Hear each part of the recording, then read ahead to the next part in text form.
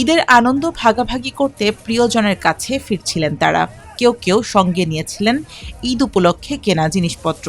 কিন্তু ঘরে ফেরার সেই যাত্রা শেষ হলো মহাসড়কের পাশেই। ভোরের অন্ধকার কাটতে না কাটতেই টাঙ্গাইলের কালিহাতীতে ভয়াবহ সড়ক দুর্ঘটনায় ঝরে গেল ১৫টি তাজা প্রাণ। আহত অবস্থায় হাসপাতালে পাঠানো হয়েছে আরও ১০ জনকে। ২৫ মে ভোর ৪:৩০টার দিকে ঢাকা টাঙ্গাইল মহাসড়কের সরাতল এলাকায় এই দুর্ঘটনা ঘটে। আহতরা জানান, ঢাকা থেকে উত্তরবঙ্গের দিকে যাচ্ছিল একটি রড বোঝাই ট্রাক।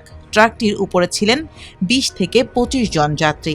ঈদের আগে অতিরিক্ত ভাড়া আর যানবাহনের সংকট এড়াতে ট্রাকের ওপর যাত্রা করেছিলেন তারা। ভোরে সরাতল এলাকায় পৌঁছলে হঠাৎ নিয়ন্ত্রণ হারিয়ে মহাসড়কের পাশে উল্টে পড়ে ট্রাকটি।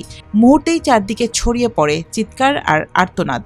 সারা রাত মনে করো আমরা ছিলাম, ভোরবেলা মনে করো ঘুমের একটু না আবহাওয়া লাগে চোখ টুকে চলে আসছে।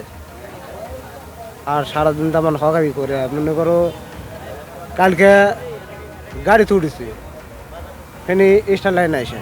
আমরা অলঙ্কারে চড়ছি, চট্টগ্রাম অলঙ্কারে চড়ছি, যাইতাম রাজশাহী।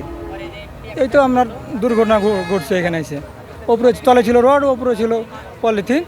আমরা সব 25, 26, 27 জন মতন ছিলাম গাড়িতে। এখন 15 জন মারা গেছে, বাদ বাকি সব কেউ জীবিত আছে, কেউ না হাসপাতালে গেছে। এখন যেহেতু গাড়ি জাম আছে, রাস্তাঘাটে জাম, ঈদের সোম, সবাই আশা করে যে বাড়িতে যাব। কিন্তু দেখা যাচ্ছে বাস পাচ্ছি না, তখন মনে করেন টাকে চড়তে বাধ্য হচ্ছে।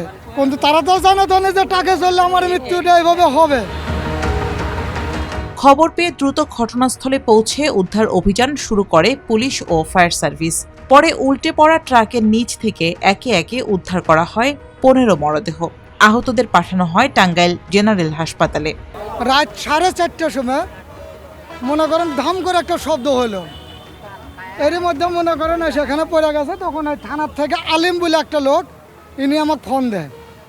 ফোন দেওয়ার পরে তখন আমরা আসি। আইসা মনে করেন এর মধ্যে মনে করেন ফায়ার সার্ভিস আরও মনে করেন উদ্ধারকারী সবাই ছিল। আসার পরে মনে করেন ক্যারেন বাঁধা মনে করেন ট্রাকটা মনে করেন জাগানোর পরে রডগুনা মনে করেন নিয়ে হলো। তারপরে রডের বান কাটে দিয়ে আমরা রডগুনা বাই করে যারা জীবিত ছিল তাদেরকে মনে করেন আমরা হাসপাতাল পর্যন্ত পৌঁছাইছি। এবং 15 জন যে মারা গেছে সে 15 জনকে মনে করেন সদর পর্যন্ত মাত্র পৌঁছা দিয়েছি। ট্রাকের মধ্যে রড ছিল, সেই রডের উপরে ট্রিপল দিয়ে ঢাকা ছিল এবং তার উপরে কিছু যাত্রী ছিল।